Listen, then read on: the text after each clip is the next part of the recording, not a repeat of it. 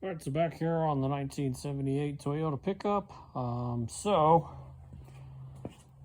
that crossbar that I was hoping to keep in place while I was working on getting all of the rear end stuff squared away, when I was trying to run this thing through its travel, it just kept getting in the way and messing up my ability to test anything. So I cut that out. I just put a little temporary bar here in order to try to keep everything square while I'm working on it.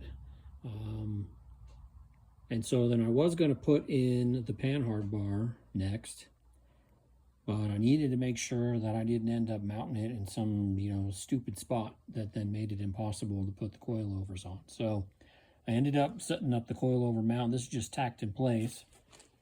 So these bolt to the back side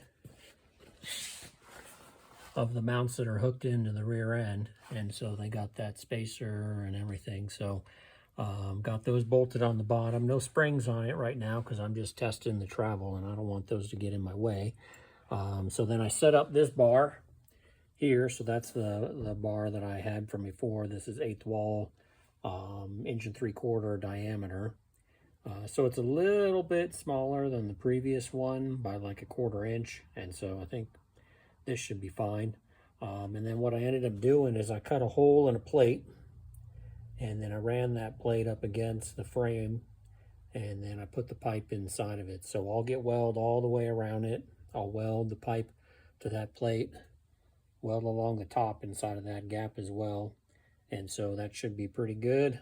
Make sure that pipe doesn't go anywhere. Same thing on this side. So I got the shocks mounted in there, and I've been just fiddling with those 4-link bars in order to make sure that I can get everything where I need it to be. So I've been, there's so many different measurements here. So I'm trying to get, that hole right there is the center line for the axle. So trying to get the closest center line as possible.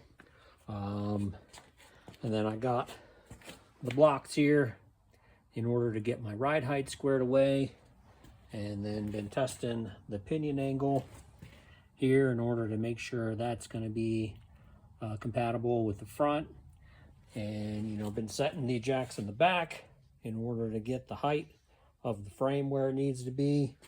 So I've been doing a bunch of that.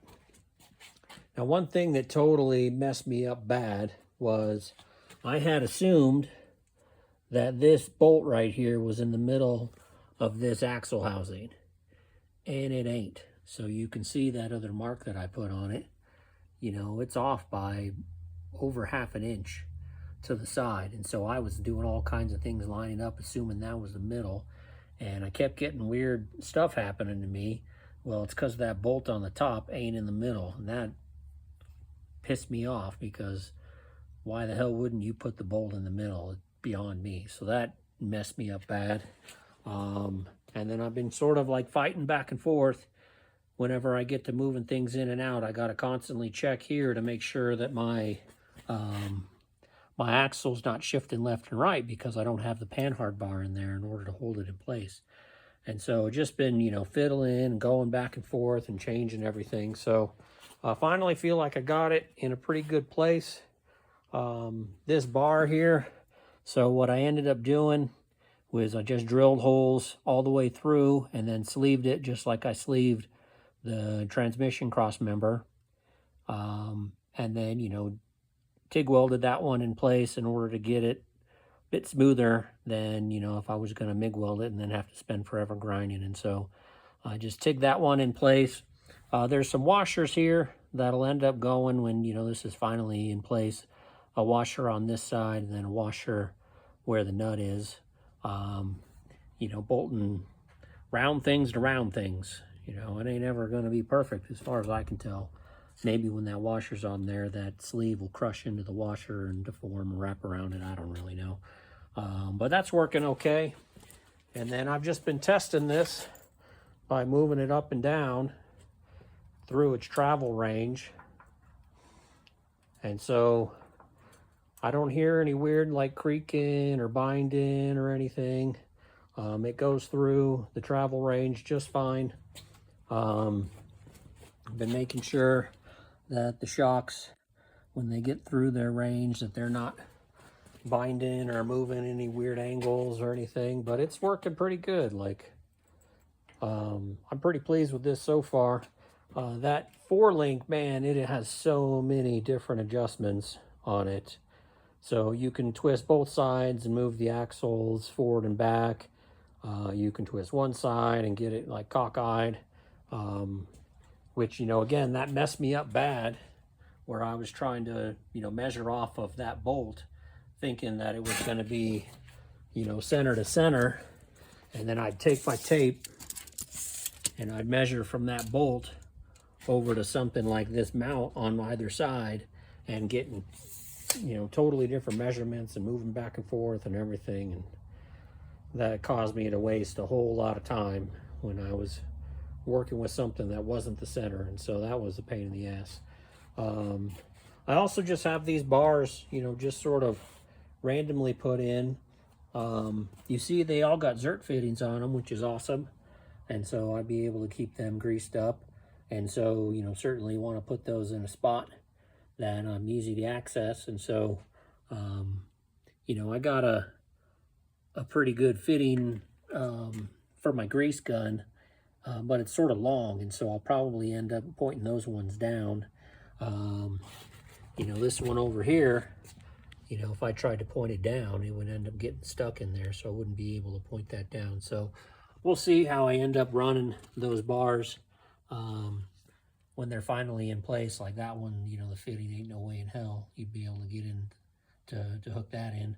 I also have like a fitting kit that I could swap those out and put like 90s on them or something. So we'll see how I end up setting those up. I'd like to point them all down in order to keep crap from settling inside of them, but then I need to be able to access them as well. So we'll see.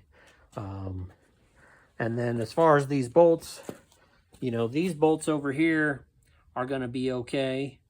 But these ones here, you know, what will probably end up happening when I got to notch the frame is it's possible those bolt heads will hit the bottom of the frame. And so those will need to be on the other side. So again, this is just sort of roughing it out at this point. And so now that I got that cross member piece tacked in and I know exactly where the shock's got to be and they're working fine, moving through the travel range A-okay. Now the next piece is to set up the panhard bar. It came with a couple of different mounts. And so, you know, it's got this style of mount and there's another one just like it. So if I needed to set it up that way. And then it also comes with this triangular mount here. And the way that works is it sets up on the rear end like this. And then you can, instead of having to weld both sides of it, you can just bolt that bracket to the rear end. I'm not exactly sure, you know, if you would run the bolts through the rear end and get that all squared away and then run another set of bolts on the top. There just doesn't seem to be enough thread to do it that way. So it looks like you'd probably have to hook the rear end in, you know, RTV everything, get that set, make sure it's all totally sealed up, back those bolts off and then bolt that on, because it just doesn't look like, you know, there's ever going to be enough thread.